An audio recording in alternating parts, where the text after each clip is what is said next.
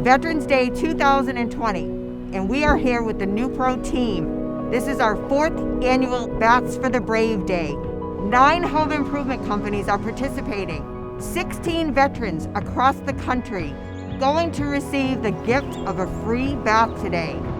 I wrote the letter, telling the story of Derek and what he's been through. And I received a call from Marcy. Privileged enough to be a part of these great give backs to our veterans. These guys have given everything for us. When we got here, we ripped it all out, cleaned it up, put some good backing in the walls. We're going to put some nice solid grab bars, a nice seat. Now that I'm going to have handrails and a seat to sit on and a handheld shower head, this is just going to make life a whole lot easier for me and a whole lot safer. And I thank NEWPRO for that. Derek, come on in, take a look. Oh my God. Wow, right? This is beautiful.